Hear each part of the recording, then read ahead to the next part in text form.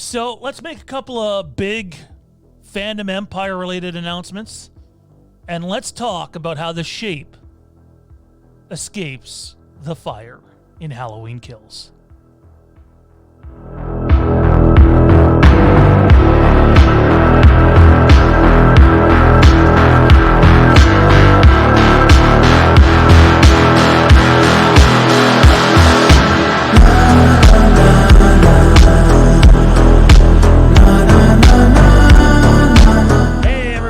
Going. It's Saturday here, everywhere. I guess if it's Saturday here, it's probably Saturday where you are. This is Fandom Empire, and I'm your host, Shawn. Thanks for taking just a few minutes out of your Saturday to sit down and talk not just about Halloween Kills. So for those haters that just want us to get straight to the point, that's not going to happen in this video. But to those of you that are here and committed to the Fandom Empire brand and the little community that we're growing here, then allow me just a couple of minutes of your time to tell you some new stuff that's happening. Then we're going to dive into some juicy Halloween Kills stuff and how the shape escapes the fire. No multiple choice question in this video, guys. Straight down to some Fandom Empire business. First up, a couple of you guys have been asking, why don't we have a dedicated Facebook group to Fandom Empire? No excuse. Inexcusable, to be honest. So what we've done is we've launched the Fandom Empire Den Facebook group. If you follow this channel, whether you're a Patreon subscriber or someone that just watches all of our videos and wants to be a part of this Fandom Empire community and brand as we continue to grow, then I urge you guys to go over to Facebook, type in the Fandom Empire Den, and join the group. We could have done a page for it, but Fandom Empire already has a page. This way, with a group, you guys get to express yourselves on the group and have your say, and we can communicate together as a community and grow together. And believe me, this community is growing. Also, guys, this is to our Patreon subscribers, or even to those that are considering subscribing on Patreon. We are starting a new exclusive Patreon show. It is called the Lampkin Lane AMA Show. What it is it's an exclusive Halloween Ask Me Anything show that will happen once to twice a month over on Patreon. It is our highest tier. It's our newest tier. It is $13 a month. Obviously, given the times, that's kind of pricey. But given the time that we have to take to, out of our day to be able to do this stuff, it's worth it at the end of the day, guys. You're getting great content. You'll be able to ask whatever you want. We can definitely be, with a little wink, wink, nudge, nudge, more revealing over there about certain things. So we're definitely going to discuss the rumor mill, what's going on in the Halloween world, old Halloween films, current Halloween films, the new films that are to come. We can even dive in a little more spoilery over there, and we will, than what we do here on the YouTube channel. So again, that's the Lampkin Lane tier, guys. Head on over to our Patreon, www.patreon.com/FandomEmpire. There's also a link at towards the top of the description of this video. Again, if this was just some cheap money grab, we would be keeping this tier open for as many people as we can. We're not doing that. This is going to be an exclusive tier. So the first, we don't have a number cap on it yet, but the first few people that join up will get a chance to be a part of that live AMA show each and every month and have their say. Again, we understand if someone can't afford it, you can continue to do the support channel in any way you guys can. We appreciate it. But for those that want to go the extra mile and really love what we're doing here at Fandom Empire, I promise you, at the end of the day, that Lampkin Lane tier is going to be worth every penny. Again, live AMA show is going to be over there, and there's a few other perks that come with it. Head on over to patreon.com/FandomEmpire. All right, guys. So let's talk some Halloween Kills. And actually, before we do, you see how I have a name indicator here? A little bit of a pet peeve, but it's your guys. Not your guys' fault, it's my fault. Every time we do a live stream, I see people spelling my name 10,000 different ways. And that's just the nature of the name Shawn, S-E-A-N, S-H-A-W-N, S-H-A-U-N. Believe it or not, a couple of people S-H-E-A-N. I don't know how that spells Shawn, but apparently it does. Anyways, that is how you spell my name, and that is where you can find us, Fandom Empire, on Instagram and on Twitter. So please take a second, go follow us. It's important that we build up those socials. All right, straight into Halloween kills. Here we go. The other day on the live stream, we briefly touched on how Michael Myers escapes the fire. Let's, again, this could be considered a little spoilery here in this video, guys. Let's take a second to discuss how he doesn't escape the fire. So I've heard people say he just pulls the bars apart because the bars that are trapping him down there, because he's Michael Myers and he's strong enough to do so. Pulls the bars apart and walks out. That's not it. Not even close. Then I've heard he finds another way out of the basement. There's even though it was considered a trap, it turns out there's a way out of the basement into the yard, and people were even throwing out speculation that in the little flashback sequence we see of Karen as a kid, we see her escape the basement into the yard, which I don't recall off the top of my head, but I assure you that is not how the Shape escapes the basement. Now, I can tell you this. I can't tell you outright how he does it because that'd be too big of a spoiler, but we can certainly lay some breadcrumbs and you guys can figure it out from there.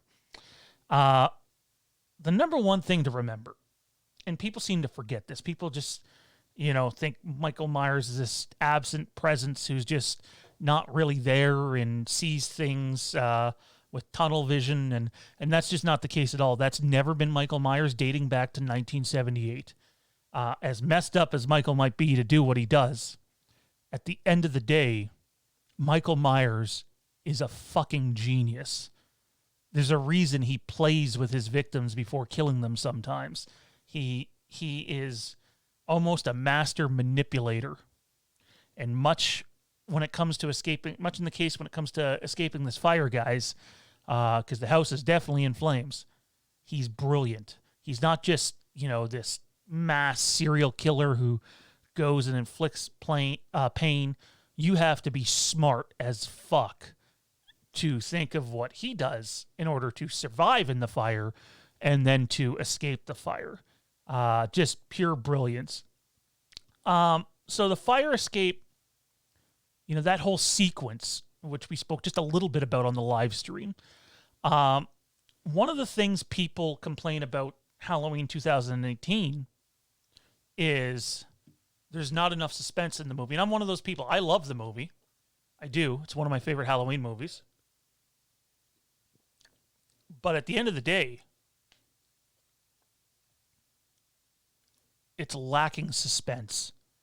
There's not nearly enough suspense in that movie. There's almost none. I love it as a Halloween movie in the Halloween world, representing the Halloween franchise and Michael Myers, Laurie Strode, you name it. But at the end of the day, the one thing that is very noticeable here is the fact that there's a lack of suspense in Halloween 2018.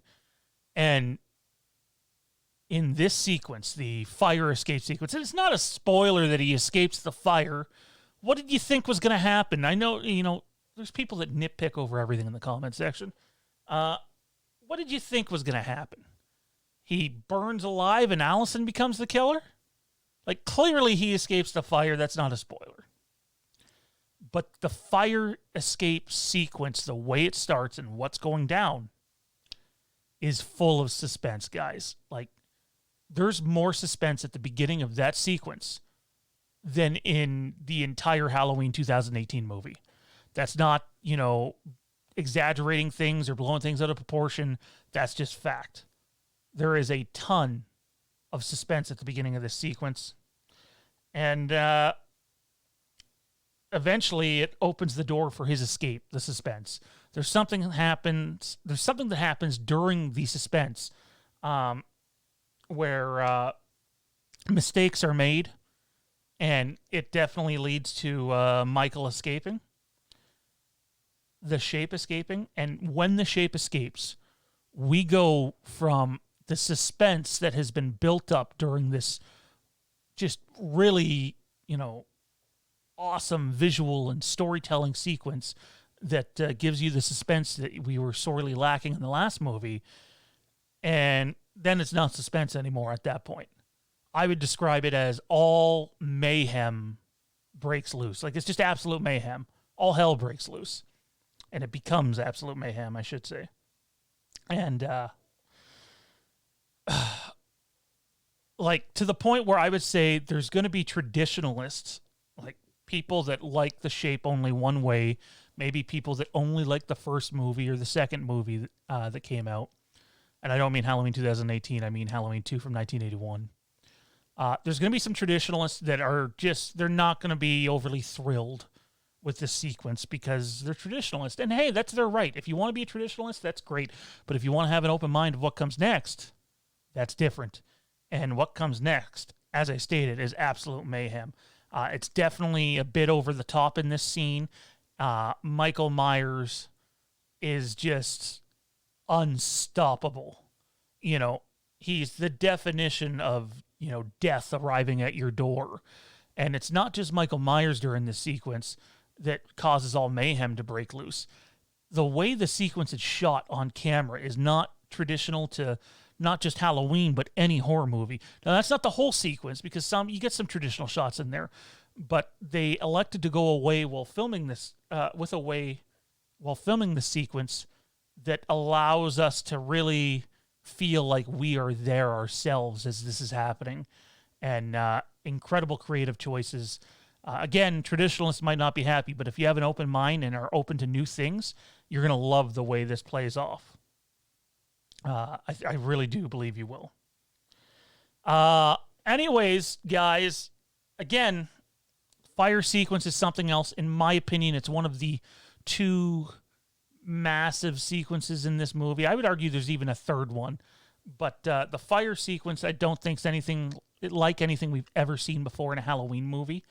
It's just never been done before. And I think jaws are going to drop. And the one thing it really does, if anything, is set the tone for the rest of the movie and let you know, hey, there's a reason this movie's called Halloween Kills. Anyways, guys, that's going to do it for a Halloween Kills talk for this video. Let us know in the comment section down below, number one, if you're considering joining our Patreon at the Lampkin Lane tier, which is $13 a month. That show will launch in July. If you subscribe today, you're not going to be charged today. We don't do that. You'll end up getting charged in July. But again, Lampkin Lane Halloween AMA Show once to twice a month. You got to subscribe to our Patreon Lampkin Lane tier. Let us know in the comment section below if that's something you're considering or if you have any questions about it. Also, let us know what you think about this awesome escape sequence that's going to happen in Halloween Kills. The sequence, in my opinion, sets the tone for the movie.